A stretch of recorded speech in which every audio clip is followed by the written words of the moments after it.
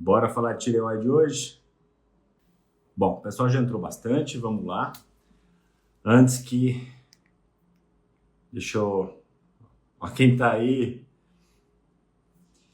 eu vou... Turma, vamos lá. Hoje nós vamos falar sobre tireoide. E eu e a Luana, nós vamos fazer essa live. Deixa eu achar a Luana. Lu, você tá aí já? Opa, Boa noite. eu. Ué, boa noite. Agora sim. Deu certo? Deu certo, é porque não tinha, enfim, desaparecido aqui. Você tava colocando o filtrozinho aí, né? Claro, não deu nem tempo aqui, gente, de me arrumar direito. Tem que Tem usar, coisa né? assim, o filtro me salva. Pior que não tem todos os filtros, né? Mas esse aqui, quando eu tô do lado do Ramon, não posso botar para não deixar ele maquiado. A gente faz as outras lives, quando a Luana fazia aqui do meu lado, ela colocava um filtro que ela me deixava de batom, me deixava de cílios. Exagero. É verdade. Aí depois eu comecei a botar um que só ajeitava um pouquinho a luz, né? Mas já que eu tô sozinha aqui, eu vou apelar. Dar um blurzinho aqui. Turma, hoje eu chamei a Luana para a gente falar sobre alguns pontos sobre exames. E a gente vai falar hoje sobre tireoide, que é um tema que foi bastante pedido na minha caixinha, pedido bastante na da Lu também. E esse tema ele é bem importante, porque tireoidite, né, Lu, é uma das coisas que mais chegam para a gente, talvez seja autoimune ou não. A gente vê bastante alteração tireoidiana. E é importante a gente identificar isso desde o começo, porque muito do resultado do paciente, desde uma perda de peso até um controle de um colesterol, síndrome metabólica, uma resistência à insulina, dependem primariamente de um controle tireoidiano efetivo. Então, é importante já ter essa abordagem, essa identificação de forma bastante precoce, para que todos os outros objetivos consigam ser alcançados. Concorda, Lu? Concordo. E aí, como você falou, né, tanto as tiroidites autoimunes quanto as questões de alteração, né, de produção de hormônio tiroidiano por outras causas são muito frequentes, né? Lembrando que a doença de Hashimoto é a doença autoimune mais frequente que existe. E muitas vezes ela entra como segunda autoimune de muitas pessoas que têm outra autoimune, né? E às vezes nem sabiam que tinha tiroidite, muitas vezes ainda não tem um quadro de hipotireoidismo, ou seja, já tem a manifestação autoimune, mas a tireoide ainda está ali dando conta de produzir os hormônios e isso está passando desapercebido. E aí, às vezes, a gente, né, nessa triagem dos pacientes com autoimune, já detecta aí essa tireoidite. É bem frequente. Falando em identificação precoce, Lu, muita gente fala assim, o que você acha mais importante avaliar no começo para identificar se existe ou não um hipotireoidismo? Quais são as alterações, mesmo que sutis, que você considera? Bom, os exames básicos seriam o TSH, T4 livre e o T3 livre. Né? Esses três aí são super importantes e deveriam entrar ali na rotina para todo mundo. Né? No nosso caso, a gente acaba ali fazendo uma triagem de Hashimoto, né, pedindo, além disso, uma antitireoglobulina e um anti-TPO por conta da quantidade de pacientes com autoimune que a gente atende. Então, já é um perfil de paciente ali que costuma, né, ter esse tipo de alteração. Mas TSH, T4 livre e T3 livre, para a população geral, assim, que não tem esse histórico de autoimune, é um primeiro exame aí, são tipo uma triagem básica para a gente ver como é que está a saúde tireoidiana. E eu acho importante mencionar que quando a gente às vezes faz uma solicitação de exames de tireoide, a gente observa sempre o TSH, o T4 e o T3. Esse é o padrão, isso tem que ser avaliado. No entanto, quando a gente observa a presença de um anticorpo para a tireoide, seja antitireoglobulina, anti-TPO, por exemplo, mesmo que a função tireoidiana ela esteja normal, ou seja, um TSH normal, um T4 normal, um T3 normal, a presença do anticorpo por si só já é um indicador de uma atividade imunológica que a longo prazo, talvez não agora, a longo prazo, isso vai degradar a função tiroidiana. Ou seja, a redução dessa função tiroidiana, cedo ou tarde, ela vai entrar vai ter um comprometimento. Então, é importante, a partir do momento que identificou a presença do anticorpo, mesmo que seja em níveis mais baixos, a gente já ter uma atenção especial para o controle da inflamação, de forma mais primária, e também de um controle mais imunológico, a fim de preservar a função tiroidiana. Porque a gente fala assim, mas eu tenho um anticorpo, mas a minha função é normal. Tudo bem, ela está normal porque você descobriu agora.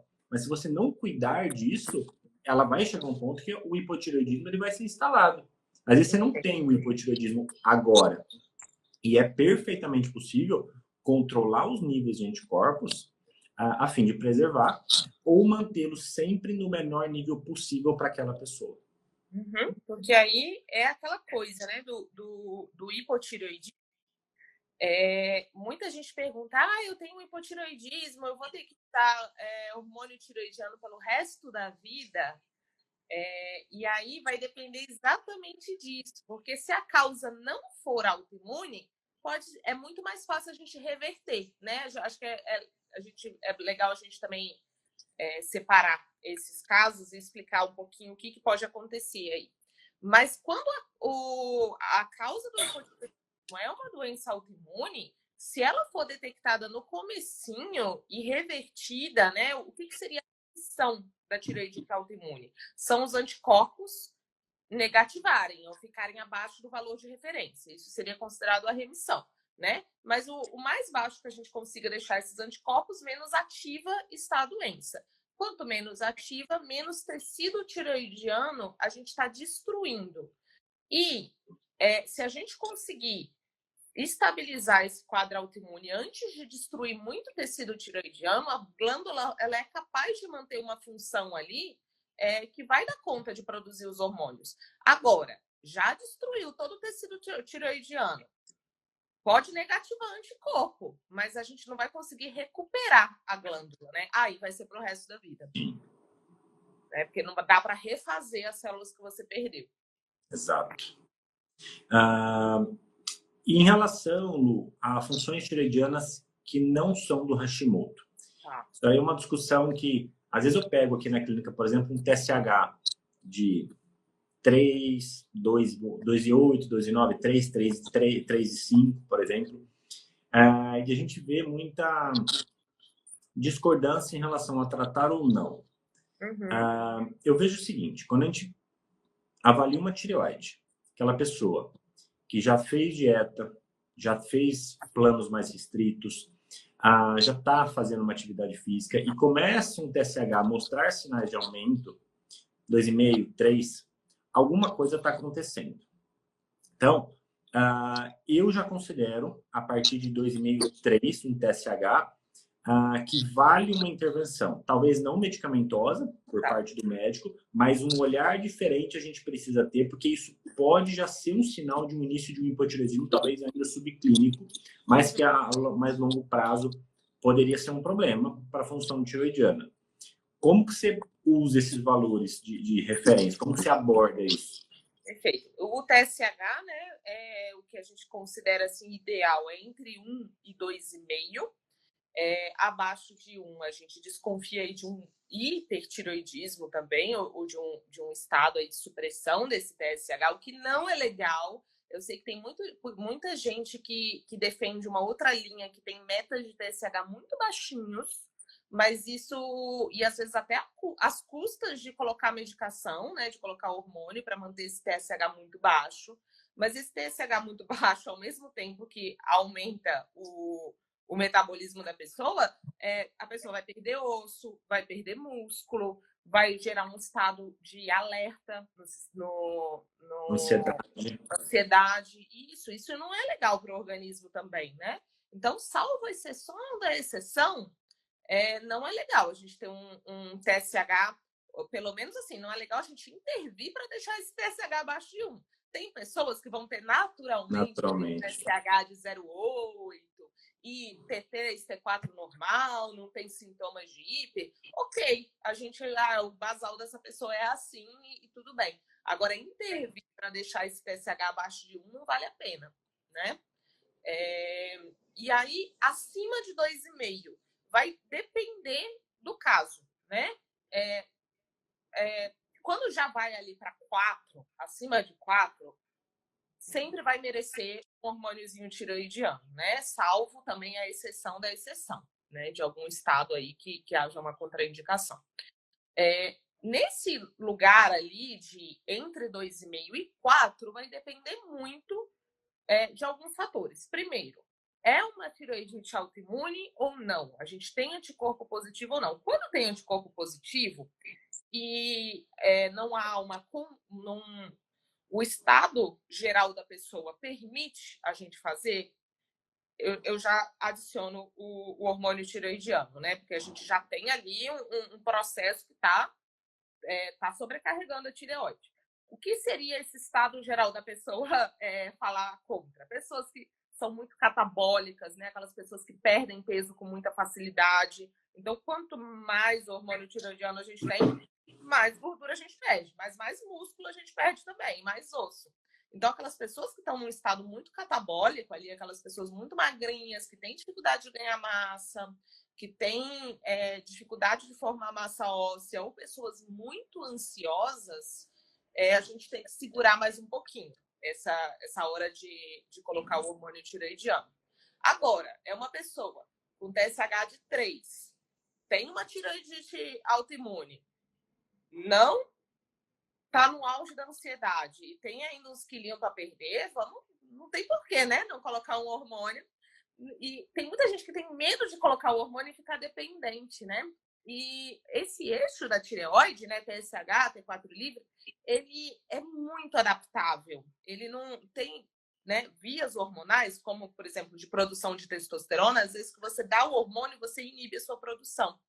Mas esse eixo da tireoide, ele responde muito rápido. Então, não há esse perigo da pessoa ficar, eu viciei no hormônio tireoidiano e agora eu vou ficar dependente dele. Não. Se você passar a produzir mais, o seu TSH vai baixar mais, a gente vai identificar e vai reduzir a dose do hormônio tireoidiano. É bem fácil da gente ir ajustando isso, né? Com acompanhamento clínico dos sintomas e com os exames laboratoriais. Então, não tem que ter tanto medo, né, de adicionar. E quais são as causas aí que você vê mais de hipotireoidismo sem ser... o que a gente precisa pensar? E sem ser de autoimune, né? Tem uma que eu vejo que gera muita dificuldade, às vezes, na identificação da função. Por quê? O hipotireoidismo ele é naturalmente classificado com TSH alto e é uma tendência a ter T4 e T3 mais baixos. Por quê? É o T3 que faz a contrarregulação do TSH, ou seja, quando o meu nível do T3 cai, o meu TSH aumenta, porque ele força a tireoide a produzir o T4 vira o T3 e vai se contrarregulando. Quando a gente tem, por exemplo, um processo inflamatório, o que a gente observa? Um nível de TSH normal e um T3 no sangue mais baixo. Aí a gente pode pensar assim, nossa, mas Ramon, se o meu T3 está baixo, por que o meu TSH não está subindo? É aí que eu ponto pelo processo inflamatório. Por quê? Quem faz a conversão do T4 em T3 é uma enzima que chama deiodinase. A gente tem as deiodinases no corpo, no rim, no músculo, por exemplo. No entanto, a gente tem a deiodinase que a gente fala de mais intra-hipotalâmica. Quando a gente tem um processo inflamatório, essa deiodinase aumenta o nível de T3 intra-hipotálamo. Ou seja, a gente interpreta que o nosso T3 está normal, por isso que o TSH não aumenta, mesmo que o T3 no sangue comece a cair. Ou seja, veja, o processo inflamatório, seja ele agudo, mas principalmente o crônico, mesmo sem autoimune, estou falando daquela pessoa que está mais obesa, que está acima do peso, que está com uma produção de citocinas inflamatórias aumentada, por exemplo, ou que tem alergias alimentares não identificadas ou tratadas. A alergia também faz isso. Ela tende a ter um TSH normal e um T3 sanguíneo baixo. Isso é um problema, porque muitas vezes o médico olha aquele TSH e fala, não, você não tem nada, porque o TSH teoricamente está normal. Só que ele está sendo mascarado por um processo inflamatório.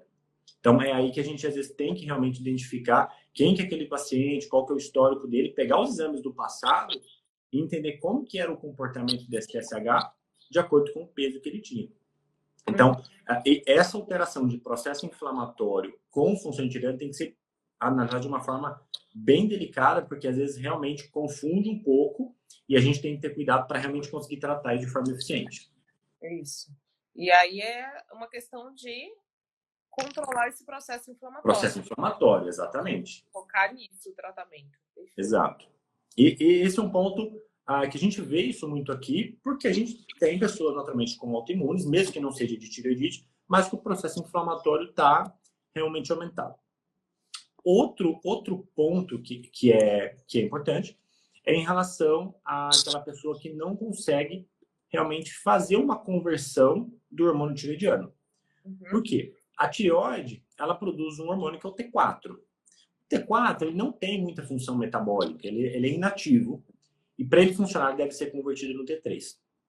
Quem faz isso é essa enzima. No entanto, essa conversão ela é dependente de alguns nutrientes importantes. Ferro, zinco, selênio, vitamina A, complexo B em geral, por exemplo. Ou seja, aquela pessoa que começou a fazer restrições alimentares, muitas vezes mais acentuadas do que deveria, que está com carências, e eu chamo a atenção para a carência do ferro, que é algo muito comum. O pessoal está chegando com umas ferritinas assim assustadoramente baixas, em 3, 5, 10. Então isso é muito baixo. E a gente vê aquela tireoide que está realmente sofrendo muito.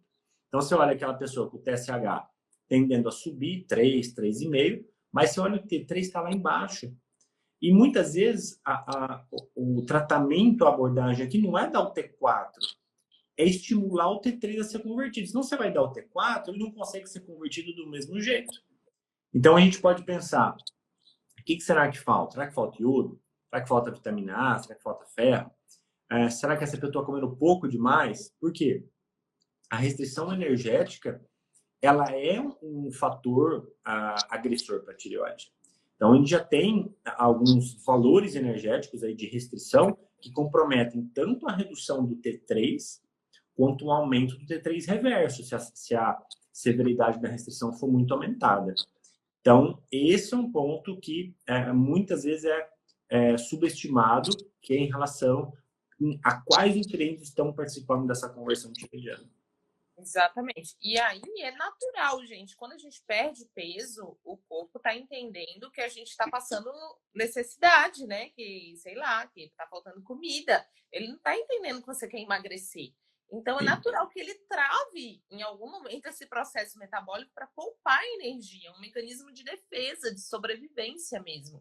Então é natural que a gente diminua essa conversão, que produza mais T3 reverso, ou quando a gente está num processo de emagrecimento, aí de perda de peso, ou então quando a gente está doente, tem alguma doença crônica, o corpo quer poupar energia também, é natural que isso aconteça.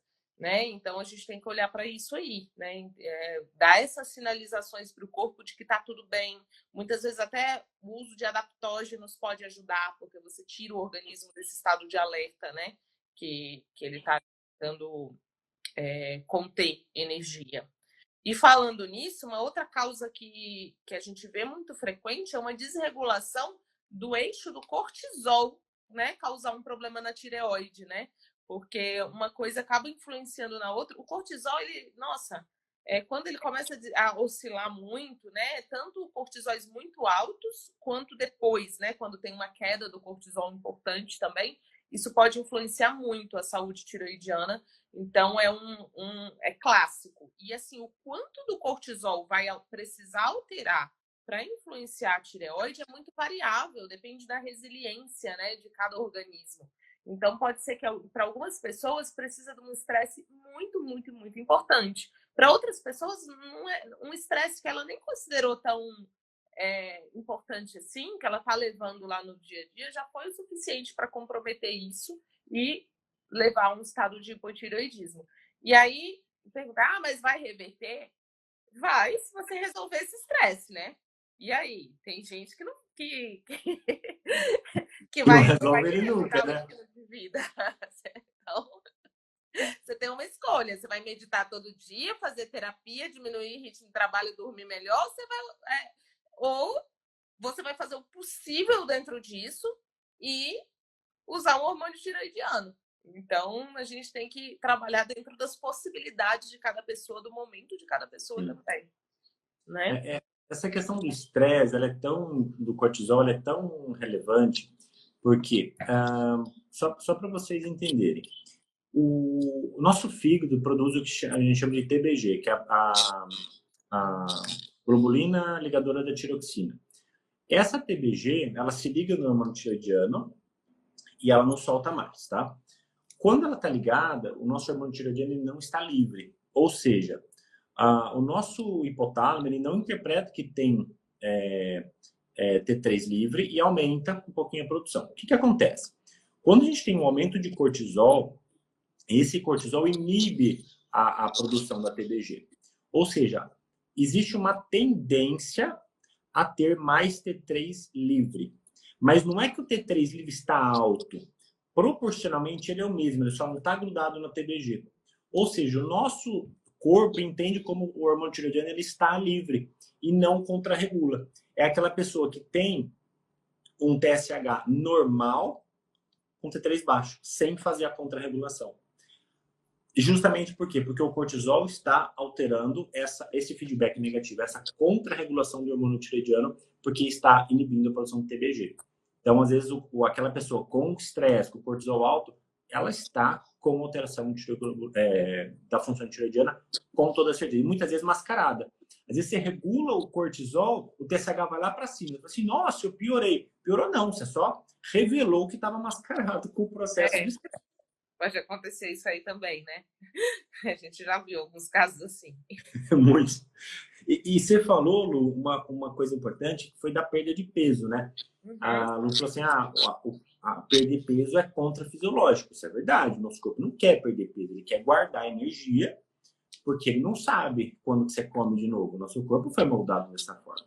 Uhum. Quando a gente começa a perder peso, então, por exemplo, pensa aquela pessoa que já perdeu 10, 15 quilos, e começa a perder cada vez menos, e entra num platô e não perde mais 1 grama, pode parar de comer que não perde, tá? E vocês sabem do que eu tô falando, porque eu aposto que tem gente aí que se identifica com isso.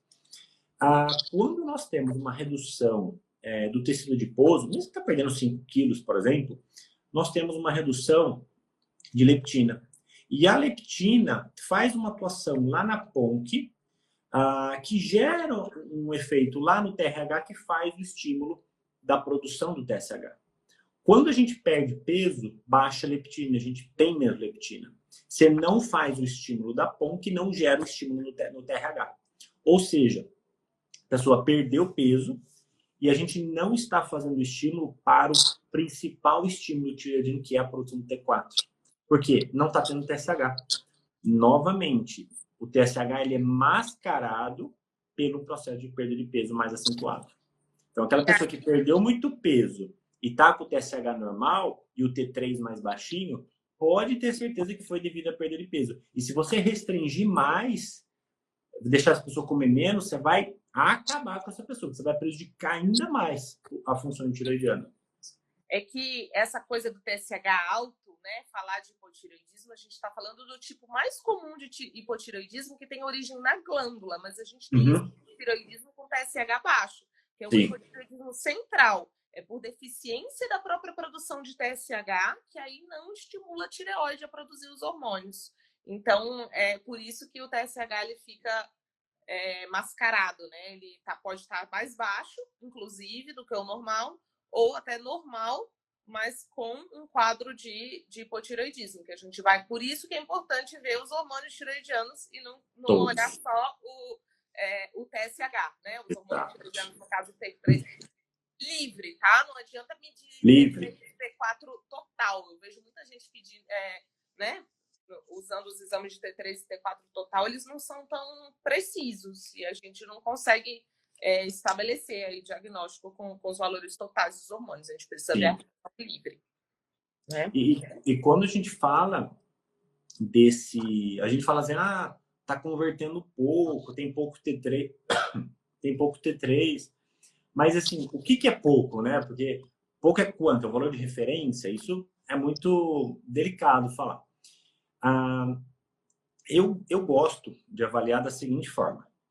T4 livre e T3 livre. Sempre livre. O total, eu nem peço, às vezes, o total. Eu peço livre direto. Você também, né, Lu? Eu nem peço. Eu só peço o total quando casos muito, muito específicos para a gente fazer a relação com T3 reverso. Quando Boa. tem, mas aí é uma outra história, em casos assim que está tudo normal e ainda continua tendo sintoma, né? A gente pode desconfiar disso aí, mas não é de rotina, não. É exceção da exceção. Então, por exemplo, a gente avaliou lá um T4 de 1, por exemplo, arredondar para ficar mais fácil. E um T3 de 2, tá? Mesmo que 2 esteja dentro do valor de referência do T3 livre, eu tenho uma relação de 1 do T4 para 2 do T3. Eu espero uma relação de 1 para 3 ou de 1 para 3,5. Ou seja, a cada parte do T4, eu tenho a 3 a 3,5 do T3.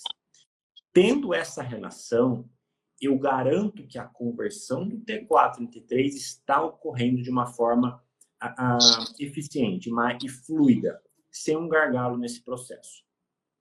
Se a gente identificar que esse nível de relação de T4 em T3 livre, T4 livre, T3 livre, está abaixo de 2,5 ou abaixo de 3, se a gente for mais rigoroso, identifique os possíveis gargalos para que essa conversão não ocorra. Zinco, iodo, vitamina A, ferro, complexo B, por exemplo, são os principais. Tá? Uhum. Então, essa é uma relação que eu gosto de usar para avaliar como que está a conversão. Só que não adianta nada você ter, por exemplo, um nível de conversão bom de 3, só que o total está baixo. Uhum. Então, por exemplo, você tem lá meio de T4 e 1,5 do T3. Ok, você tem uma relação de 3. Só que 1,5 é um valor extremamente baixo até para o valor de referência. Porque quando eu pego aquela referência do T3 de uma forma cega, divide em tertil, em 3 partes. Eu busco sempre o tertil superior, o tertil máximo do T3.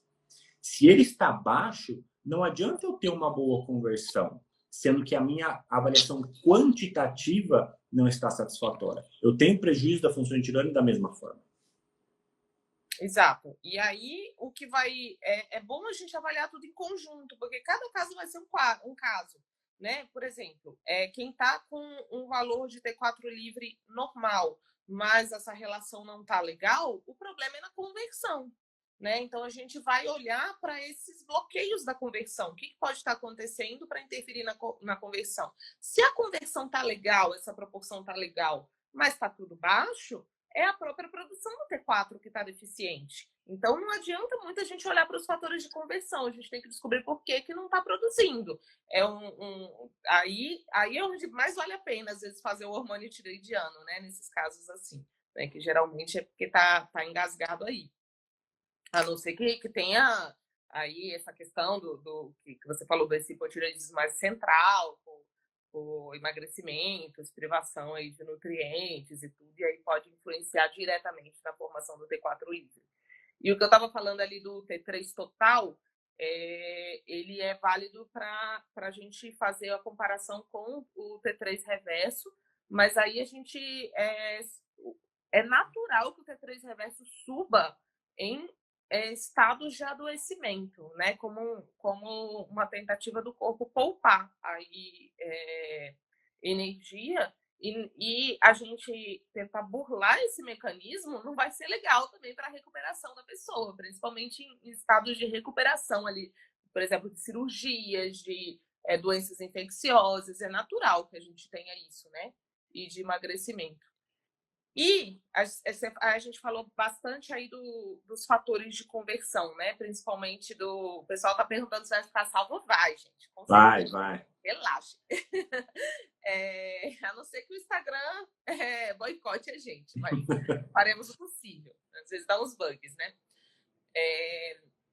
Os micronutrientes, né? Que a gente falou: ferro, zinco, selênio e iodo, Vitamina A. né?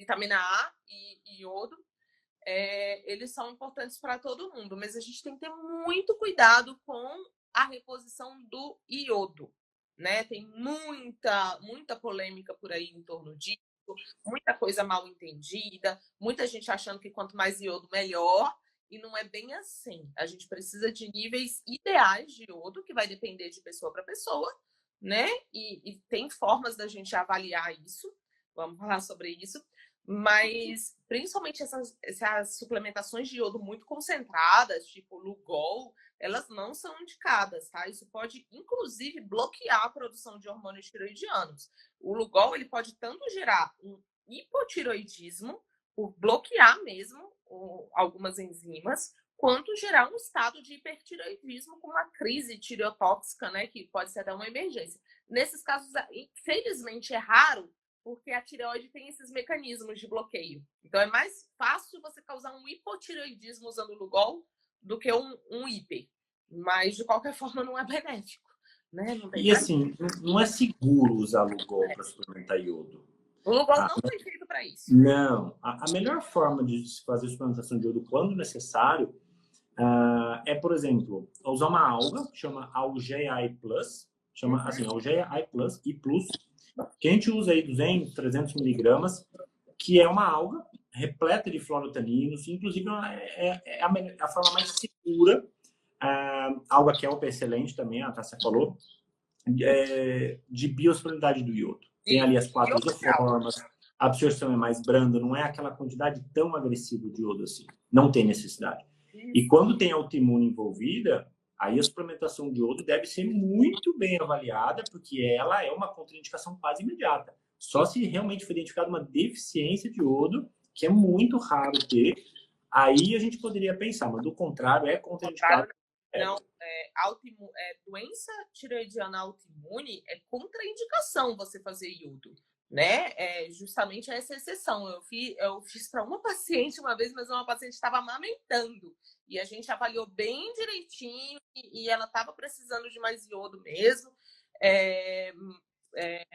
Mas, tipo, e aí a gente perde um pouquinho o parâmetro também, porque como é que a gente avalia, né?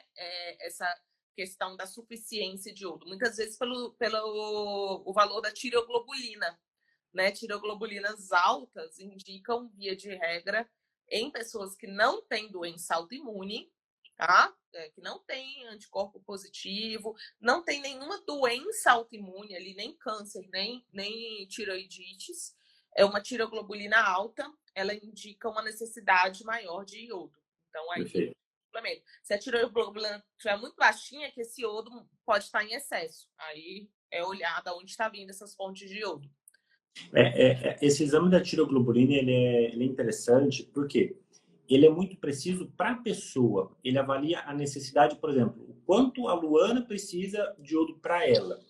Então, muitas pessoas pensam assim, vou fazer um iodo urinário. Tudo bem. Só que o iodo urinário mede basicamente uma deficiência muito grave de iodo, que a gente não tem muito na nossa população.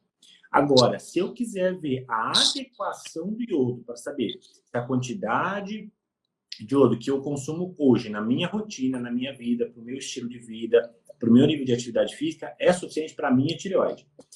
Eu posso usar o exame de tireoglobulina para saber por quê. Elas são em grandezas inversas. Tireoglobulina baixa demais, talvez eu consuma muito iodo.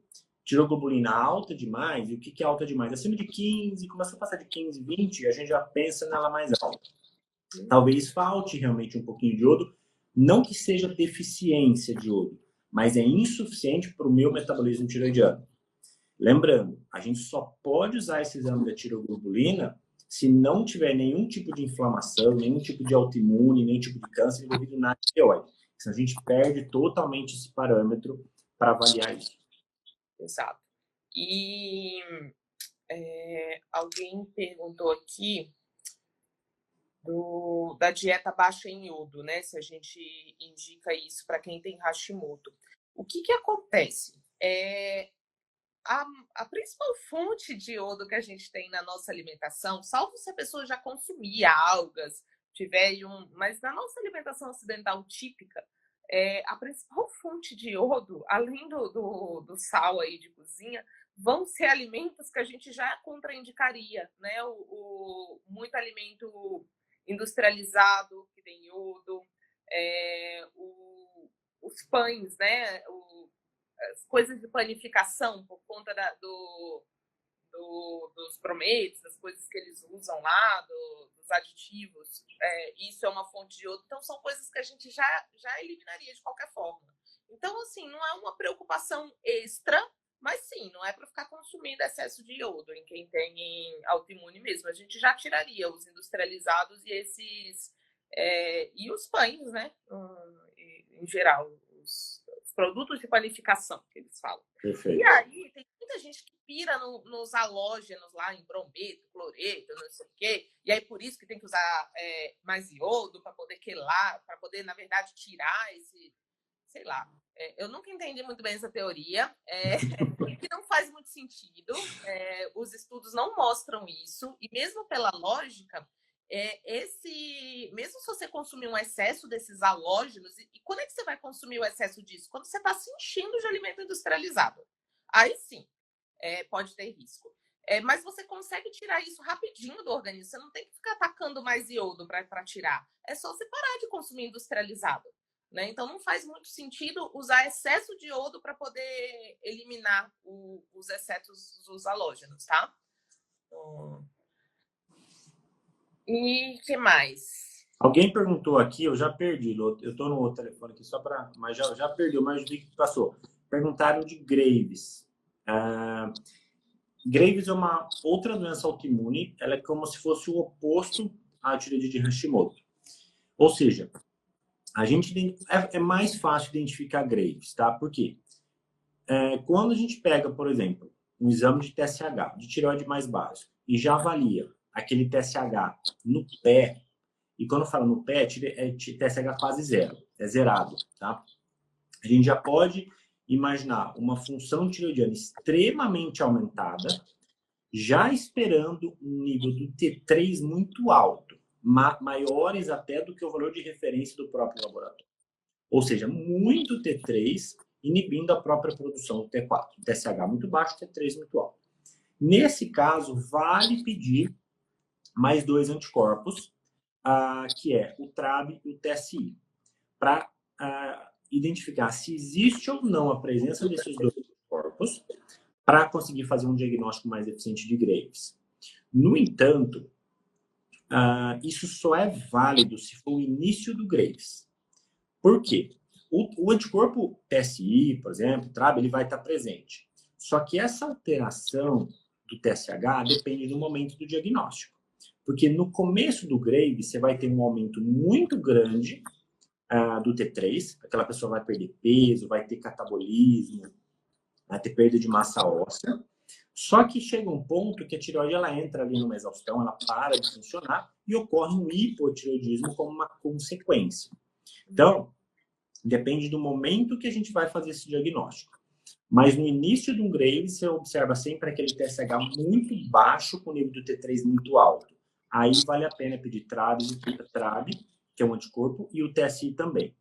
E no Graves, o anti-TPO pode ou não estar positivo. Tá? Geralmente é só TRAB e TSI, mas o anti-TPO também é válido pedir, porque ele pode estar associado também ao Graves.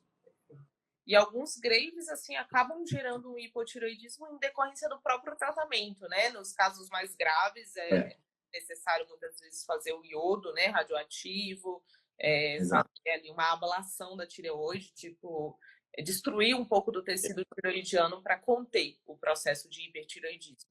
Exato. Né? Ser... Porque assim, no Graves, a tireoide ela vai acabar se autodestruindo, só que o problema é se isso demorar muito, o catabolismo é tão agressivo que você se autodestrói junto.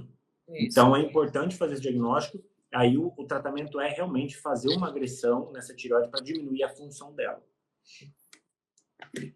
E eu vi uma pergunta, que é outra pergunta bem polêmica, se a gente gosta dos extratos de secados, né? Os extratos animais de T3 e T4, que eu sei que muita gente costuma usar, né? Aqui no Brasil a gente não... eu acho que está tendo para manipular em alguns locais muito específicos, mas realmente o pessoal importa. Eu não gosto. E por que que eu não gosto, tá? Primeiro que a gente não tem estudo suficiente para mostrar a eficácia disso, mas principalmente pela suspeita que é grande que esses extratos têm um potencial imunogênico, ou seja, de hiperestimulação do sistema imune. A gente está dando um extrato de uma glândula de um bicho que o nosso corpo não reconhece como nosso, né? Para isso ativar um processo autoimune é muito fácil, né? É muito fácil mesmo. Então, principalmente em casos de pessoas com autoimune, não acho uma boa ideia, não, tá? Não acho uma boa, não. Agora, o T3 ali, na manipulação, no Brasil, infelizmente, a gente não tem o T3 disponível, né? Pronto, em farmácia. Em alguns países do mundo tem. Aqui a gente só tem o T4, que são levotiroxina, Puran, Tirox, Introid, todos esses são T4. E o T3 a gente não tem disponível. Aí, algumas vezes, vale a pena sim. Aí eu adiciono ao tratamento, junto com o hormônio tiroidiano lá da levotiroxina, um pouquinho de T3, mas a forma mesmo do hormônio, não o extrato dissecado contendo T3. Eu não gosto por isso, mas são abordagens diferentes, não é um consenso, tá?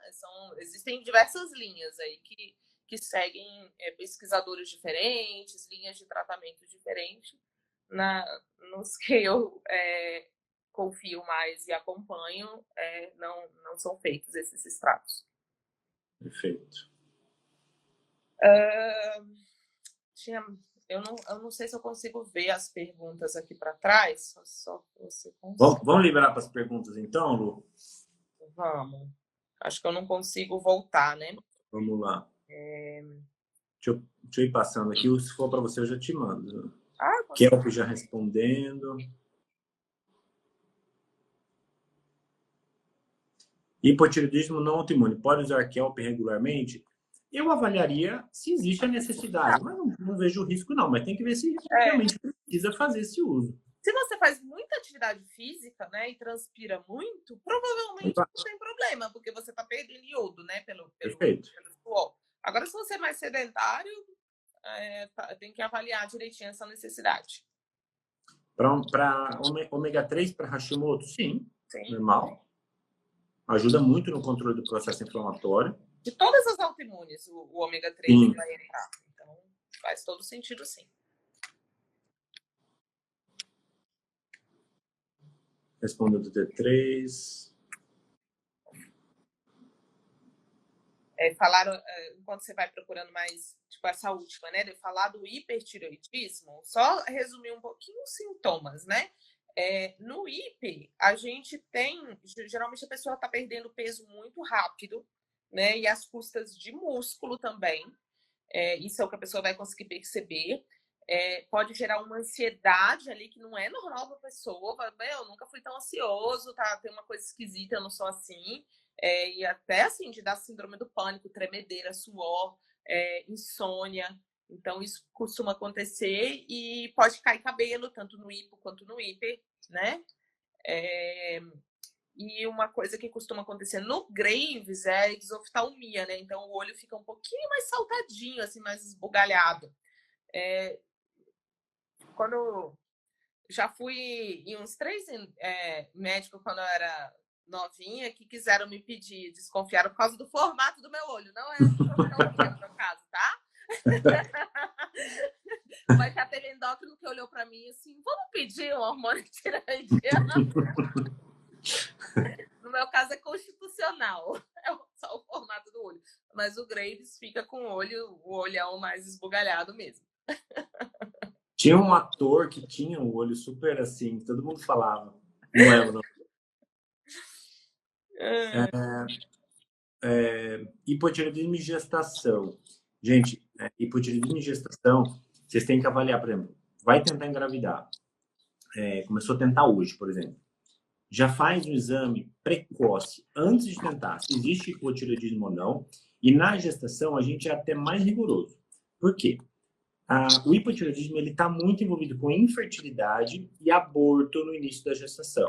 Então, tem um estudo que mostrou que um TSH acima de 2,5 já pode ser, já pode aumentar o risco de aborto e infertilidade da mulher. Então, avalie com muito cuidado a tireoide, e é muito comum ter hipotireoidismo no início da gestação, e o tratamento deve ser feito imediatamente após o diagnóstico. Não pode atrapalhar, porque isso gera malformação fetal. Então, é importante vocês terem um critério, um acompanhamento bem próximo da função tireoidiana em todo o período gestacional, mas principalmente no início. E quem já tem hipotireoidismo, é normal variar a necessidade de hormônio que você precisa durante a gravidez. Então, tem que ser acompanhado de perto, ficar dosando, né, TSH, para ver como é que tá, para ir ajustando a dose do hormônio tireoidiano durante a gestação. O Orlando fez uma pergunta importante. Zinco, selênio, ferro, vitamina A, iodo, complexo B, tudo ok, mas baixa a conversão.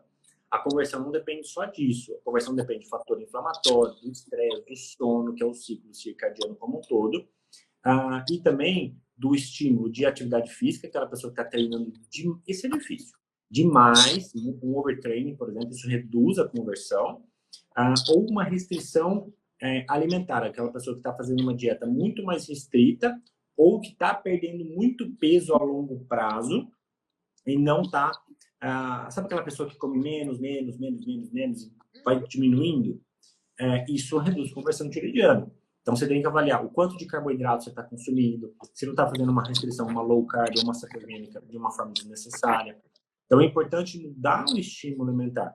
Quando eu pego um paciente, hoje mesmo eu peguei, um paciente que tinha perdido muito peso e vinha de muito jejum e muita restrição. Eu tirei ela um pouco dessa restrição momentânea, porque eu já vi que a tireoide estava sofrendo um pouco. Ela tinha uma conversão de 1,6, para vocês terem uma ideia. Ou seja, não estava convertendo quase nada. E um TSH nem estava alto, estava 2,6, estava um pouquinho mais tendendo a subir. Só que você já percebe pelo histórico. Grande perda de peso, já tinha um percentual de gordura muito mais baixo, era uma mulher, era 12% de gordura. Ou seja, a restrição era muito presente ali.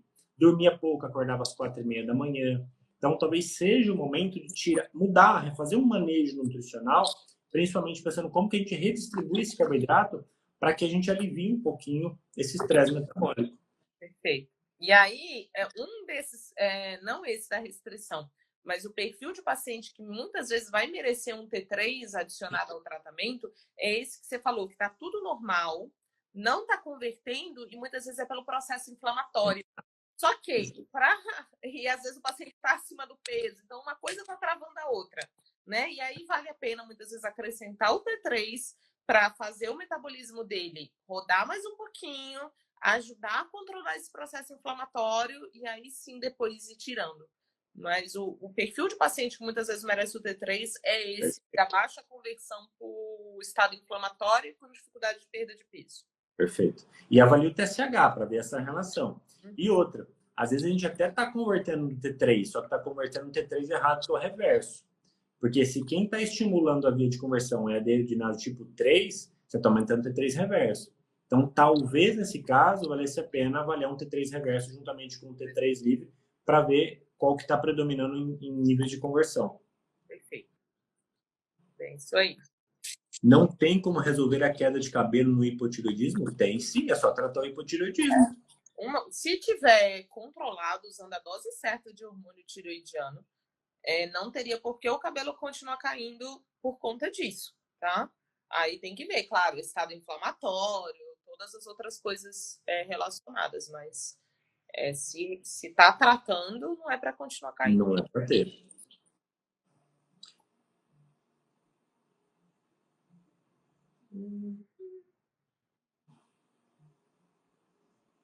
Gente, pergunta de tireoide, pelo amor de Deus. Não pergunta dessas coisas, não. Não é para perguntar sobre a abóbora, né? Não. E vocês mandam lá nas caixinhas, deixo de tema para as próximas.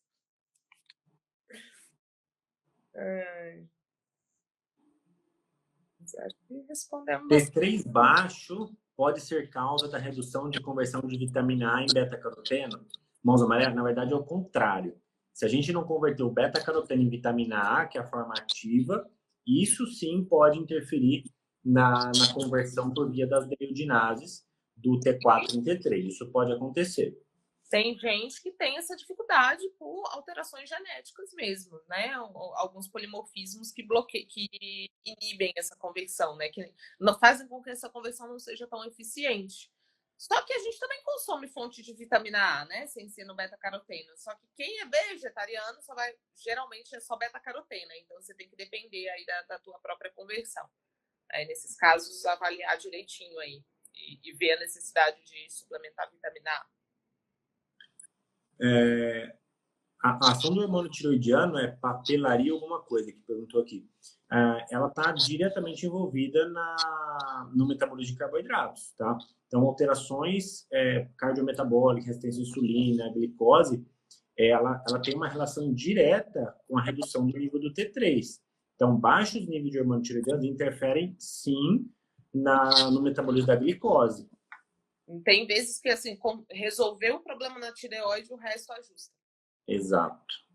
Colesterol é uma relação bem próxima, por exemplo, aquela pessoa está com colesterol alto e está com uma tireoide alterada, muitas vezes ao tratar a tireoide, o colesterol ajusta rapidamente. Pois é. Por isso que tem que ver o todo, né? Não dá para a gente olhar só para um exame de colesterol, querer tratar sem ver o contexto.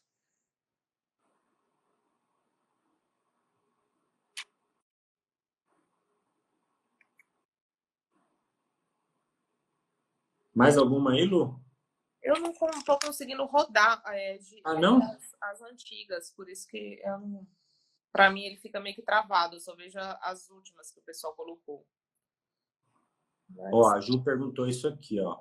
Tive que reduzir muito meu levoide, de 125 para 75, porque tive hipertiroidismo. O hormônio TSH, imaginou, zerou. Por que isso pode ter ocorrido? Talvez aí ou o hormônio estava muito alto e acabou zerando o TSH, ou se desenvolveu realmente um hipotireoidismo que acabou aumentando muito a produção do T3 e isso diminuiu o número do TSH. Por isso você deve reduzir a dose de hormônio. Mas seria importante avaliar ali se tem anticorpos do hipertireoidismo ou não. E é normal, gente, assim, a gente precisar ajustar a dose de hormônio ao longo da vida, tá? Por isso que não dá para ficar usando a mesma dose há não sei quantos anos sem fazer exame e achar que aquilo vai se manter, né? Porque tem muita coisa envolvida. Tem, tipo, você ficou doente no período, como é que tá a tua demanda metabólica, nível de estresse. Então, tem muita variação. E aí, quanto maior a dose do hormônio que você usa, menos tireoide você tem funcionando, né? Menos, por exemplo, uma pessoa que está precisando de pouquinho hormônio tireoidiano, muitas vezes é só para complementar o que a tireoide está dando conta de produzir. Mas quem já está usando mais de 100 microgramas por dia, essa tireoide ela não tem uma capacidade aí tão maravilhosa, né? E aí o que acontece? A gente perde o ajuste da produção, né? Então, aí é a diferença de quem até às vezes faz tireoidectomia e aí precisa, quem tirou a tireoide, tá dependendo só de hormônio exógeno, né? De hormônio que você vai tomar. Você perde a tua capacidade de ajustar a produção de acordo com a sua demanda. Porque a tireoide ela não vai produzir sempre a mesma quantidade de hormônio. Então, você está passando por mais estresse, está dormindo menos, ficou doente, um monte de outra coisa envolvida, você vai precisar de mais. Em outras fases da vida, você vai precisar de menos. Então, isso pode oscilar. Né? Então, ficar atento mesmo aos sintomas, manter uma certa periodicidade aí em você fazer os seus exames. Rose, os prazóis, omeprazol, lansoprazol, Nexon, podem alterar a absorção do Puran? Com certeza. A absorção do medicamento da tireoide, ela é muito dependente da acidez estomacal. Então, se você começa a alcalinizar, ou seja, tirar a acidez do estômago, isso vai interferir, sim, na absorção do remédio. Então, o que você tem que fazer? Primeiro, Primeira coisa a se tomar a hora que você acorda é o remédio da tireoide. O remédio do estômago você toma depois. Mas acompanha. Se for usar, por exemplo, um período mais prolongado de um omeprazol, por exemplo, avalia a função tireoidiana, porque às vezes uma menor absorção do T4 pode interferir negativamente no seu nível de TSH e T4 sanguíneo, tá? Então avalia para ver se não tem que reajustar a dose.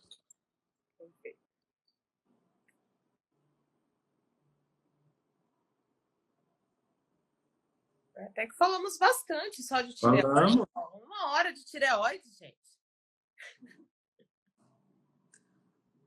Feito, turma.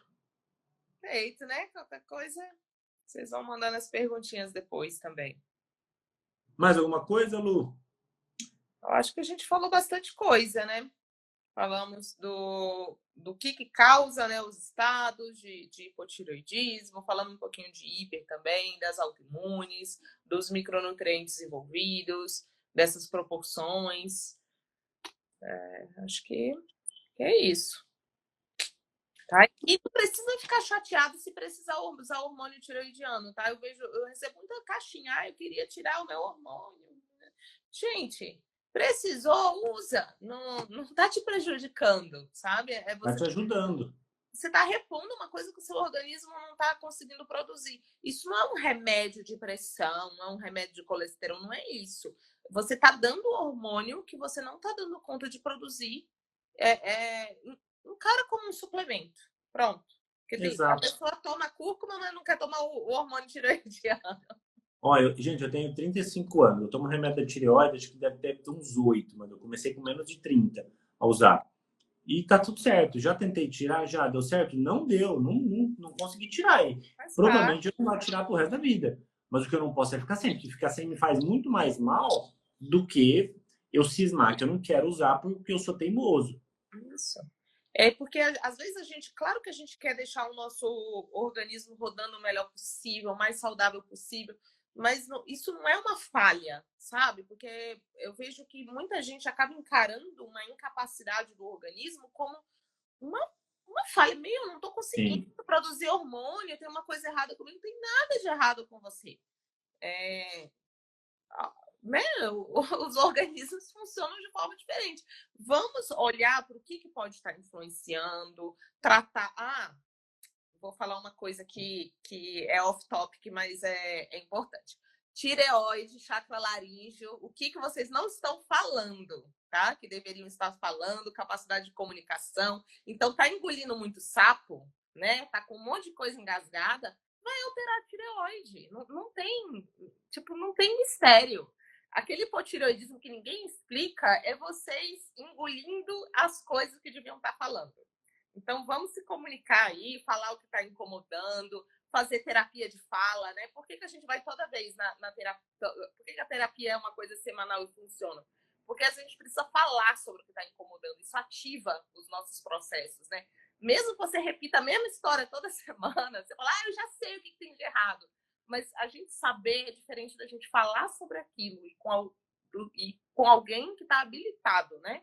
Que não vai ficar só ali reforçando as nossas crenças. Porque às vezes a gente pega um amigo que tem a mesma dificuldade com a nossa, fica um piorando o outro, né? Um alimentando as paranoias do outro. Aí também não adianta. Tem que falar com alguém que vai te ajudar. E não com alguém que vai aumentar as minhocas na sua cabeça. Ô, Lu, o Instagram tá dizendo que vai cortar a gente em 20 segundos. Então vai lá. Então, turma, obrigado. Boa noite para vocês. Vou deixar salvo aqui. E a Lu depois já vai deixar salvo lá no perfil dela também, tá? Obrigado aí pela presença. Boa noite para vocês. Lu, obrigado pela live, pela companhia hoje. E até a próxima. Até. Beijo, tchau, gente. Tchau.